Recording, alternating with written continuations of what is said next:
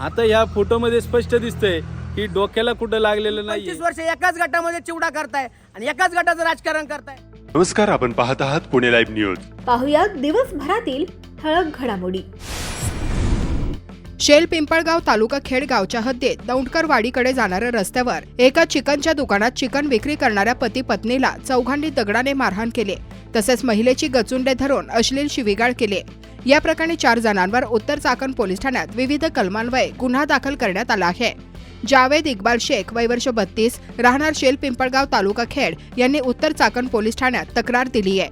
त्यावरून विघ्नहर्ता शामराव आवटे, सोजल शामराव आवटे, सनी शिंदे सर्व राहणार पिंपळगाव तालुका खेड जिल्हा पुणे व संतोष गायकवाड राहणार दत्तवाडी शेलगाव तालुका खेड अशा चौघांवर विविध कलमान्वये गुन्हा दाखल करण्यात आला आहे. सदरची घटना सायंकाळी 5च्या सुमारास घडली आहे. उत्तर चाकण पोलीस या प्रकरणाचा अधिक तपास करत आहेत. शेल पिंपळगाव येथे सायंकाळी 5च्या सुमारास चिकन दुकानात शेख दाम्पत्याला मारहाण करून पळून गेलेल्या या आरोपींच्या मोटारीनं रात्री 10च्या दरम्यान पुण्यात सिंहगड कॉलेज रोडवर एका दुचाकी चालकास चिरडल्याची धक्कादायक घटना समोर आली आहे. ऑनलाईन शॉपिंग साईटच्या माध्यमातून घरगुती सामान घरी पोहोचवण्यासाठी जात असलेल्या डिलिव्हरी बॉयला मद्यधुंद आरोपींच्या भरधाव वेगातील कारणे दिलेल्या धडकेत त्याचा मृत्यू झाला. हा प्रकार वडगाव बुद्रुक येथील सिंहगड कॉलेज रोड येथील क्रिकेटच्या मैदानाजवळ घडला. धडक देणारी कार त्याला मदत न करताच निघून गेल्यानं डिलिव्हरी बॉयचा मृत्यू झाला. राहुल दिनकर पवार वय वर्ष 30 राहणार मुक्काम पोस्ट पाटण तालुका सिंदखेडा जिल्हा धुळे असा अपघातात मृत्यू झालेल्या या डिलिव्हरी बॉयचं नाव आहे. या प्रकरणी सोजल शामराव औटी वय वर्ष 22 शेल पिंपळगाव तालुका खेड, अभिषेक अजय शिंदे वय वर्ष 21 राहणार कोयाळी फाटा आळंदी आणि विघ्नहर्ता शामराव औटी वय वर्ष 27 राहणार शेल पिंपळगाव तालुका खेड यांच्यावर गुन्हा दाखल करून त्यांना ताब्यातही घेण्यात आलाय. हा अपघात 10 फेब्रुवारी रोजी रात्री 11:30 वाजण्याच्या दरम्यान घडला. याबाबत तपास अधिकारी पोलीस उपनिरीक्षक माधुरी काजळे यांनी माध्यमांना सांगितलं की या प्रकारातील 3ही आरोपींना अटक केली आहे. मद्यधुंद अवस्थेत आरोपी कार चालवत असल्याचं निष्पन्न झालं. खासगी शाळेच्या बसला हायवाने समोरून धडक दिल्यानं 9 विद्यार्थी घेऊन घरी परतणाऱ्या विद्यार्थ्यांपैकी एका चिमुकल्याचा हात फ्रॅक्चर झाला तर 5 विद्यार्थ्यांना किरकोळ मार लागल्याची माहिती शाळेच्या मुख्याध्यापिका रुपाली मोहिते यांनी दिली आहे. विद्यार्थ्यांच्या बसला अपघात घडला असताना मात्र याबाबत पंचायत समितीच्या शिक्षण विभागाला याची कोणतीही माहिती शाळा व्यवस्थापनानं दिलेली नसल्याची धक्कादायक बाब समोर आली आहे. पानमाळा परिसरात खेड जुन्या घाटातील साई एज्युकेशन सोसायटी संचलित के.जे. केम्ब्रिज या खासगी इंग्रजी माध्यमाच्या शालेय मुलांच्या बसला सदरचा अपघात झाला. ही घटना गुरुवारी दिनांक 12 फेब्रुवारी रोजी दुपारी 3च्या दरम्यान घडली आहे. बस चालकानं अपघाताची तक्रार खेड पोलीस स्टेशनमध्ये दाखल केल्यानंतर जरेवाडी येथे सायंकाळी घरोघरी जाऊन जखमी मुलांसह इतर मुलांची चौकशी करून जबाब घेतल्याचं पालकांनी सांगितलं. या घटनेतील बस चालकानं दाखवलेल्या प्रसंग सावधानामुळे रस्त्याच्या मोरी कामासाठी खोदलेल्या खड्ड्यात जाण्यापासून बस रोखण्यात यश मिळालं. त्यामुळे मोठी दुर्घटना टळल्यानं पालकांनी सांगितलं. गुळाणी घाटातून तीव्र उतारावरून खडी घेऊन जाणाऱ्या चालकानं समोरून येणाऱ्या बसला वाचवताना हायवा शेताकडे वळवल्यानं पुढील मोठी दुर्घटना टळल्याचं प्रत्यक्षदर्शींनी सांगितलं.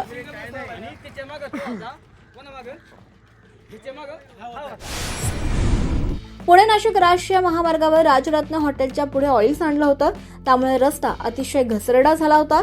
ऑइल रस्त्यावर सांडलेलं असल्यानं अपघातांची शक्यताही निर्माण झाली होती. चाकण पालिकेच्या अग्निशमन विभागानं महामार्गावर सांडलेलं हे ऑइल धुवून काढल्यानं अपघातांचा धोका टळला. पुणे नाशिक महामार्गावर चाकणमधील तळेगाव चौकात वळत असलेल्या दुचाकीला वेगात आलेल्या फॉर्च्युनर मोटारीने धडक दिल्याने तरुणाच्या पायाचे हाड मोडले. या प्रकरणी फॉर्च्युनर गाडी क्रमांक MH14 FG 7712 वरील अज्ञात चालकावर उत्तर चाकण पोलीस ठाण्यात गुन्हा दाखल करण्यात आला आहे. या प्रकरणी सागर सुरेश साबळे वय वर्ष 33 राहणार मुटकेवाडी तालुका खेड यांनी तक्रार दिली आहे. पुणे जिल्हा नियोजन समितीच्या बैठकीत जिल्ह्यातील विविध विकास कामांचा सविस्तर आढावा घेण्यात आला. जिल्ह्याचा विकास हा गुणवत्तापूर्ण आणि वेळेत पूर्ण झाला पाहिजे असे यावेळी उपमुख्यमंत्री सुनेत्रा पवार यांनी सांगितले. यावेळी मंजूर कामे ठरलेल्या वेळेत पूर्ण करणे, प्रत्येक बांधकामाचा दर्जा उत्कृष्ट व टिकाऊ ठेवणे आणि पुढील वर्षाचे नियोजन प्राधान्यक्रम ठरवून वेळेत पूर्ण करणे अशा ठोस सूचना संबंधित यंत्रणांना दिल्या. पुणे जिल्ह्याचा विकास अधिक गतिमान, पारदर्शक आणि परिणामकारक झाला पाहिजे, याकरिता गुणवत्तेशी तडजोड न करता जबाबदारीची जाणीव ठेवून व जनतेच्या अपेक्षा केंद्रस्थानी ठेवून आपण पुढे जाऊ, असा विश्वास यावेळी उपमुख्यमंत्री सुनेत्रा पवार यांनी व्यक्त केला. जगद्गुरू संतश्रेष्ठ तुकाराम महाराजांचे ध्यान, चिंतन, साक्षात्कार तपोभूमी म्हणून भंडारा, घोराडा व भामचंद्र हे डोंगर प्रसिद्ध आहेत. सन 2011 मध्ये सांस्कृतिक पुरातत्व विभागाने संविधानिक अधिसूचना काढून भंडारा आणि भामचंद्र डोंगरास राज्य संरक्षित स्मारकाचा दर्जा देऊन घोषित केले आहे. परंतु त्या अधिसूचनेवरील निर्णय प्रलंबित ठेवून शासनाकडून भंडारा व भामचंद्र डोंगराची तोडफोड व विध्वंस आजही चालूच आहे. तो कायमस्वरूपी थांबविण्यासाठी संपूर्ण महाराष्ट्रभर प्रबोधन व आंदोलन चालू असून दिनांक 10 मार्च 2026 रोजी आझाद मैदानात बेमुदत गाथा पारायणयुक्त निर्णायक धरणे आंदोलन होणार आहे. याबाबतची बैठक गुरुवार दिनांक 12 फेब्रुवारी 2026 रोजी आळंदी येथील पसायदान ध्यान मंदिर, गोपाळपुरा येथे मधुसूदन महाराज पाटील यांच्या अध्यक्षतेखाली पार पडले. यावेळी विविध संस्थांनी या आंदोलनास पाठिंबा असल्याचे सांगितले. औद्योगिक वसाहत असणाऱ्या खेड तालुक्यात विशेषतः चाकणलगतच्या भागातील जमिनींना सोन्याचा भाव आल्याने टेकड्यांची राजरोज सफाई मोहीम सुरू आहे.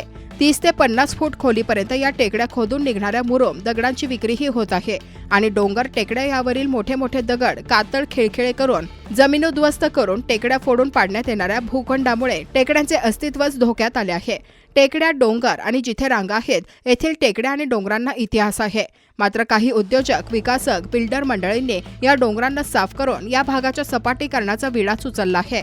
यामध्ये महसुलातील मंडळींनी कारवाई करणे अपेक्षित असताना तेच भागीदार झाले आहेत. खेड तालुक्यातील भामा आसखेड धरणात भराव करून उभारलेल्या एका बेकायदा रिसॉर्टवर महसुलातील खेड तालुक्यातील सगळी प्रमुख वरिष्ठ आणि कनिष्ठ मंडळी बेफान होऊन नाचण्याची घटना या बाबी किती पराकोटीच्या पोहोचल्या आहेत हे समजण्यासाठी पुरेशा आहेत.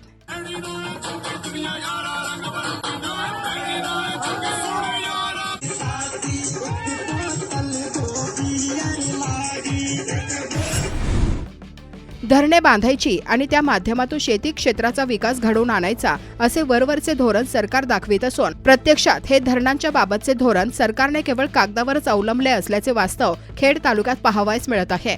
प्रत्यक्षात प्रकल्पग्रस्तांच्या पुनर्वसनाबाबत अद्यापही चालढकल केली जात असल्याचे दिसून येत आहे. सामाजिकदृष्ट्या धरणग्रस्तांचा प्रश्न दिवसेंदिवस गंभीर बनत चालला असून योग्य पुनर्वसनाअभावी काही धरणग्रस्त अक्षरशः उद्ध्वस्त होण्याच्या मार्गावर आहेत. खेड तालुक्यात चासकमान, कळमोडी आणि भामा आसखेड ही 3 धरणे बांधून पूर्ण झाली. मात्र पाणी असूनही त्याचे नियोजन नसल्याने आज पाण्यासाठी भूमिपुत्रांना वनवन फिरावे लागते. महाराष्ट्र सरकारने घोषणा केल्या पहिले पुनर्वसन मग धरण, परंतु ते कागदावरच राहिले. तालुक्यातील 3ही धरणग्रस्तांची ससेहोलपट गेल्या अनेक वर्षात संपूर्णपणे संपलेली नाही. जेथून धरणे होतात तो भाग त्याचा फायदा उठवू पाहणाऱ्या बड्या शहरांनी आणि शासनाने दत्तक घेऊन तेथील 100% प्रश्न सोडविले पाहिजे आणि जे प्रकल्प वर्षानुवर्षे कागदावर आहे त्या प्रकल्पांसाठी 7/12वर शिक्के मारून अडकवून ठेवलेली जमीन त्या शेतकऱ्यांना खुली करून दिली पाहिजे. प्रकल्पानंतर प्रथम पुनर्वसन या पद्धतीने काम करण्याची गरज आहे. प्रकल्पग्रस्तांचे प्रश्न तातडीने सोडविण्याची गरज आहे. धक्कादायक म्हणजे ज्या भूमिपुत्रांसाठी धरणे बांधली त्यांना पिण्यासाठी व सिंचनासाठी त्याचा लाभ देण्याऐवजी पुणे आणि पिंपरी चिंचवड शहरांनी ही धरणे विकाऊ आणि पक्षपाती राजकारणांच्या आशीर्वादाने गिळंकृत केली आहेत. खुद्द खेड तालुक्यातील काही नेते देखील यास तेवढेच जबाबदार आहेत हे सुद्धा विसरता येणार नाही. खेड तालुक्याची लोकसंख्या झपाट्याने वाढत आहे. त्यात एकट्या चाकण पंचक्रोशीतील लोकसंख्या 2 लाखांहून अधिक आहे. तरंगती लोकसंख्या यापेक्षा अधिक आहे. चाकण शहरातून राष्ट्रीय महामार्ग व राज्यमार्ग जातात. यामुळे जड वाहतूक मोठ्या प्रमाणात होते. वाढते अपघात आणि राष्ट्रीय महामार्गावर होणाऱ्या वाहतुकीची समस्या निकाली काढण्यासाठी शासन फारसा प्रतिसाद देत नसल्याने वाहतुकीची समस्या अधिकच जटिल झाली आहे. चाकणसारख्या भागात पुणे नाशिक राष्ट्रीय महामार्गावर उड्डाण पूल बांधूनही ते हवेतच राहिले आणि वाहतूक कोंडीची समस्या कायम राहिली आहे. शहरातील अंतर्गत रस्ते वाहतुकीला अपुरे पडत आहेत. त्यामुळे येथील वाहतुकीवर नियोजनबद्ध उपाययोजना करण्याची गरज आहे. तालुक्यातील चाकण, राजगुरुनगर व आळंदी शहरातील मार्गावर धावणारी वाहनांची संख्या वाढली. मात्र रस्त्यांची रुंदी तेवढीच असल्याने अनेक वर्दळीच्या रस्त्यावर वाहनांची गर्दी होते. अनेक ठिकाणी वाहनांच्या रांगा आणि वारंवार होणारी अतिक्रमणे असल्याने वर्दळीकरिता रस्ता शिल्लक नसतो. कशीबशी वाट काढून चालकांना मार्गक्रमण करावे लागते.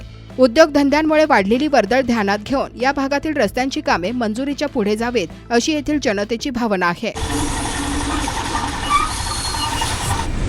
महाशिवरात्रीच्या निमित्ताने काळूस येथे 37 वर्षांची परंपरा असलेल्या अखंड हरिनाम सप्ताह निमित्ताने अनेक दिग्गज कीर्तनकारांचे कीर्तन सोहळा आयोजित करण्यात आला आहे। महाशिवरात्रीला येथे खूप मोठ्या संख्येने भाविक येतात।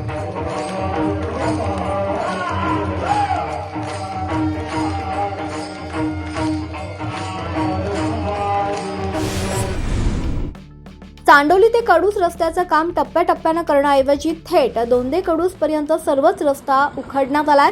त्यामुळे या भागातून जीव मुठीत धरून प्रवास करण्याची वेळ आता नागरिकांवर आली आहे। सार्वजनिक बांधकाम विभागाच्या अधिकारी वर्गानं या रस्त्यावरील वाहनांच्या वर्दळीचा विचार न केल्यानं ठेकेदारानं काम उरकण्याच्या नादात संपूर्ण रस्ताच उखडलाय। हीच अवस्था पूर्व भागातील गुळाणे ते वावगाव रस्त्याची करून ठेवली असल्याच्या नागरिकांच्या तक्रारी आहेत।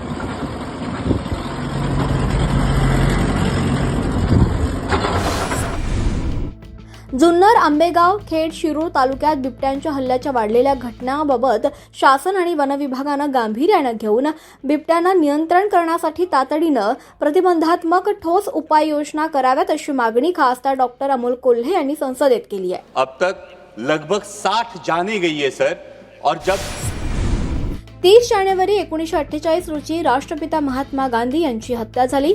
त्यानंतर देशभरातील प्रमुख नद्यांमध्ये गांधीजींच्या रक्षेचं विसर्जन करण्यात आलं। पुण्यभूमी आळंदी येथे 12 फेब्रुवारी 1948 रोजी इंद्रायणी नदीमध्ये गांधीजींच्या अस्थींचं विसर्जन करण्यात आलं। दरवर्षी 12 फेब्रुवारी रोजी महाराष्ट्र गांधी स्मारक निधी आणि आळंदी नगर परिषदेतर्फे गांधीजींना अभिवादन करण्याचा कार्यक्रम आयोजित केला जातो।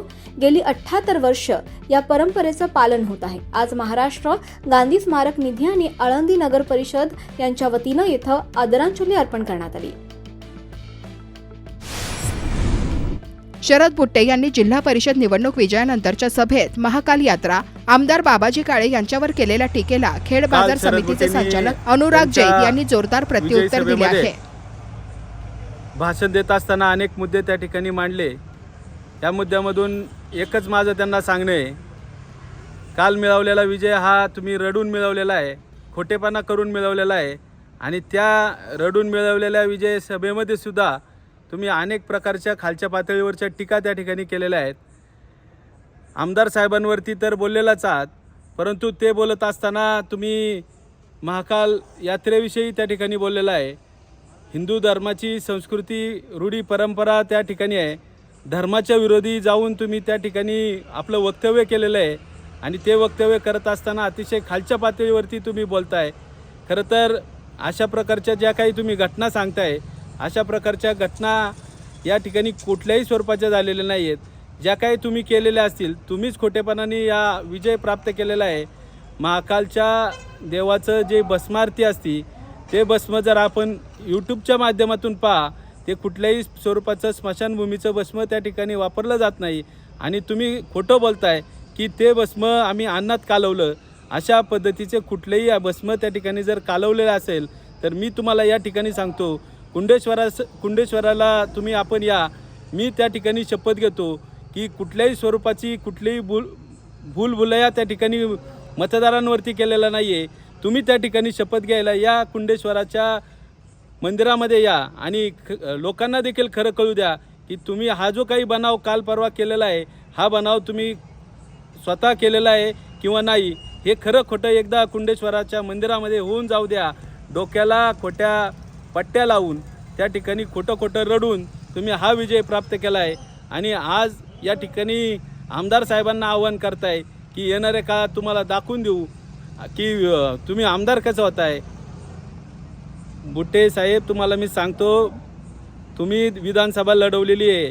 विधानसभा लढवल्याच्या नंतर तुमचं डिपॉझिट देखील जप्त झालेलं आहे आणि तुम्ही आमदारांना आवाहन करण्याची भाषा करताय। या ठिकाणी तुम्ही तुमच्या पातळीच्या वरती जाऊन जी काही भाषा करण्याचं, वक्तव्य करण्याचा जो प्रयत्न करताय, तो तुम्ही तुमच्या मर्यादित राहून करा। या ठिकाणी आजचा हा विजय मिळवताना तुम्ही काय परिस्थितीतून गेलेला आहे, काय काय नाटकं तुम्हाला करायला लागलेली आहे, हे आज हळूहळू जनतेसमोर उघड होतं आहे आणि यानंतरच्या काळामध्ये तुम्ही कितीही नाटकं केली तरी पाईट आंबेठाण गटातील ही जनता तुमच्या या नाटकांना कधीही बळी पडणार नाही। निवडणुकीच्या आदल्या रात्री 9-9:30च्या दरम्यान डोकं फोडून घेण्याचं बनाव केला आणि 2च दिवसामध्ये निकाल लागल्याच्या नंतर आपण चित्र पाहतोय. येणाऱ्या लग्न कार्यामध्ये पट्टी नसलेले फोटो तुमच्या जनतेसमोर आलेत. म्हणजे हा काही जो काही बनाव तुम्ही केलेला आहे हा 2च दिवसापुढे मध्ये जनतेसमोर आलेला आहे. आणि आता ह्या फोटोमध्ये स्पष्ट दिसतंय की डोक्याला कुठं लागलेलं नाही आहे. इथून पुढच्या काळामध्ये तुम्ही डोकं फोडून देखील घ्याल, परंतु तसं काही कृत्य करू नका. कारण लोकांना आता माहीत झालं आहे की तुमची ही खोटेपणा जनतेनं आता पाहिलेला आहे. आता इथून पुढे दुसरा अधिकचा काही बनाव करू नका. नमस्कार, माझे नाव सचिन पडवळ. माझ्या सौभाग्यवती रोहिणी सचिन पडवळ ह्या आंबेठाण पंचायत समिती गटामध्ये एक 16 मताने पाठीमागे राहिल्या. पण त्या 16 मतांनी जरी पाठीमागे राहिल्या असल्या तरी आज आम्ही 2 दिवसापासून आंबेठाण पंचायत समिती गटामधील प्रत्येक गावोगावी वाडी वस्तीवरती जाऊन त्या ठिकाणी मतदारांचे आशीर्वाद घेण्याचा प्रयत्न करत आहे. त्या ठिकाणी मतदार आणि माता भगिनी त्या ठिकाणी त्यांच्या डोळ्यामध्ये अश्रू आहेत. या अश्रूचं जे कारण आहे, हे अश्रू येण्याचं कारण म्हणजे जी 16 मते आम्हाला कमी पडली ते एकमेव कारण म्हणजे शरद बुट्टे यांच्या डोक्याची पट्टी. खऱ्या अर्थानं डोक्याला जी पट्टी लागली, जी जखम झाली, ही अत्यंत खोट्या स्वरूपाची जखम त्या ठिकाणी झाली आणि आमच्या सर्वसामान्य कुटुंबातील कार्यकर्त्याचं त्या ठिकाणी नुकसान झालं. आजपर्यंत 25 वर्ष आपण राजकारण करताय आणि 25 वर्षाच्या राजकारणामध्ये आपण ही जी शेवटच्या टप्प्यामध्ये आपण जे भारूड उभं केलं, हे भारूड संपूर्ण तालुक्याने आपलं पाहिलेलं आहे. आपल्याला या ठिकाणी आपला पराभव दिसला होता आणि तो पराभव तुम्ही कुठंतरी पुसून काढायचा होता, म्हणून ही खोटी नाटकं केली आणि ती आमच्या गरिबाच्या पथ्यावरती पडली. आज मला या ठिकाणी तुम्हाला आव्हान करायचं आहे. तुम्ही त्या दिवशी बोलले की मी यापुढील निवडणूक लढणार नाही. तुम्ही लढूच शकत नाही, कारण तुमचा पराभव आजच या ठिकाणी झालेला आहे. हे मी या ठिकाणी तळमळीने सांगतो आणि तुम्ही पुन्हा एकदा लढून बघा. तुम्हाला हा गट तुमची जागा पूर्णपणे दाखवून देईल. आत्ता तुमच्या डोक्याच्या पट्टीमुळे तुम्ही बचावलेत. तुम्ही पहिली पट्टीची जखम जी होती तुम्ही इथं पट्टी लावली, त्याच्यानंतर तुमच्या डोक्याची जखम तुम्ही इथं दाखवता. तुम्ही किती खरे आहे आणि किती खोटे आहे, तुम्ही किती नोटंकी करता हे संपूर्ण तालुक्याने पाहिलेलं आहे. तुम्ही कुणावर टीका टिप्पणी करण्यापेक्षा तुम्ही स्वतः किती खोटे हे संपूर्ण तालुक्याने पाहिलेलं आहे. आमच्यासारख्या सर्वसामान्य कुटुंबातील कार्यकर्त्याचं तुम्ही नुकसान केलंय हे या पुढील काळामध्ये संपूर्ण तालुका या ठिकाणी पाहतोय. आणि पूर्ण आमचा जो आंबेठाण पंचायत समिती गट आहे या ठिकाणी प्रत्येक गावामधील आज महिला या ठिकाणी रडते. त्याच्या डोळ्यातले जे अश्रू आहेत याला कारण फक्त तुमच्या डोक्याची पट्टी आहे. तुम्ही जरी खोटी पट्टी डोक्याला लावली नसती तर आमचा पराभव या ठिकाणी 100% झाला नसता. मी या ठिकाणी आपल्याला पुढच्या काळामध्ये आश्वासन देतो, या आंबेठाण पंचायत समिती गटातला विकास खेड तालुक्याचे लोकप्रिय आमदार आदरणीय बाबा शेटकाळे यांच्या माध्यमातून यांच्या खांद्याला खांदा लावून इथल्या वाडी वस्तीवरील प्रत्येक प्रश्न अडी अडचणी सोडवण्याचा प्रयत्न प्रामाणिकपणे करील. आपण जे बोलला होतात की 10% विकास राहिलाय, आम्ही या गटामध्ये फिरलोय, आम्हाला माहिती आहे या गटामध्ये किती विकास राहिलाय. कोणत्याच प्रकारचा विकास या ठिकाणी आजपर्यंत झालेला नाही. तुम्ही हा पूर्ण गण भकास करून टाकला होता. आजपर्यंत तुमच्यावरती बोललो नव्हतो किंवा बोलण्याची वेळ आली नव्हती, पण आज जो पराभव झालाय हा तुमच्यामुळे झालाय हे या ठिकाणी मी सांगतो. आतापर्यंत या पाईट आणि आंबेठाण जिल्हा परिषद गटामध्ये अनेक नवतरुण राजकारणात येण्याचा प्रयत्न करत होते, परंतु तुमच्यामुळे एकही नवतरुण या राजकारणामध्ये आला नाही. तुम्ही गटाचे तुकडे केले. आजपर्यंत जे जे राजकारण तुम्ही केलं, सर्वसामान्य कुटुंबातील तरुण कार्यकर्ता एकही या गटामध्ये पुढे येऊन दिला नाही. आज आमच्यासारखा तरुण आमच्यासारखे कष्टाचे पैसे लावून आला, परंतु तुम्हाला ते देखवलं नाही आणि आमचं नुकसान तुमच्यामुळे झालं हे लक्षात ठेवा. पुढील काळामध्ये ही जनता, आंबेठाण पंचायत समितीची सर्वसामान्य जनता या ठिकाणी 100% आम्हाला न्याय देईल. त्यांची कामे करण्यासाठी आम्ही 100% कटिबद्ध राहू हे या ठिकाणी सांगतो. आणि आपण आतापर्यंत आपला पराभव जो आमचा झाला आहे हा पराभव आम्ही मान्यच करू शकत नाही, कारण आम्हाला 16 मते जरी कमी पडली असली तर तुमची नोटंकी. तुम्ही या पुढील काळात एक लक्षात ठेवा, तुम्ही विकासाच्या गप्पा मारताय, तुम्ही आता विकास करा हे मी तुम्हाला सांगतो. आम्हाला काय विकास करायचा आम्हाला चांगलं माहीत आहे. या पुढील काळात आपलं मार्गदर्शन, आपल्या ज्या काही भूलथाप आहे आजपर्यंत तुमच्या ह्या पोपटपंचीमुळे या गटातील ज्या काही जिल्हा परिषदेच्या निवडणुका तुम्ही जिंकल्यात या संपूर्ण गटाने पाहिला. आज तुमची फक्त शेवटची नोटंकी तुमच्या कामाला आली म्हणून तुम्ही 400 मतांनी पुढे गेले.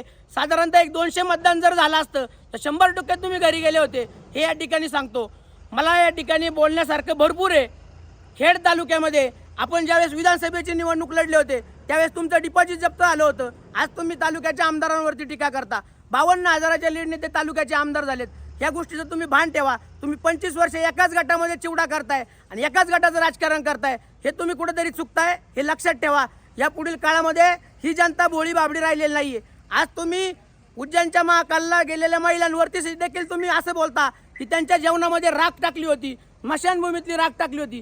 तुम्ही आज निवडून आलेत तरी तुम्ही स्मशानभूमीची राख आजपर्यंत काढता. मला या ठिकाणी वाईट वाटतंय की आता तुम्ही निवडून आलेत, तुम्ही आता राखेवरती जाऊ नका. आजपर्यंत त्या माता भगिनींना कुठेही देवदर्शन झालं नव्हतं. सर्वसामान्य माऊलीच्या डोळ्यात आजही अश्रू आहेत.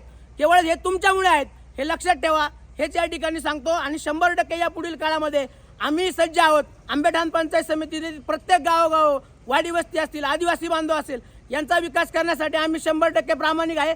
तुम्ही या पुढील काळामध्ये ह्या गटामध्ये निवडणुकीसाठी उभे राहा, अशा शुभेच्छा तुम्हाला देतो. नमस्कार, आपण पाहत आहात पुणे लाईव्ह न्यूज.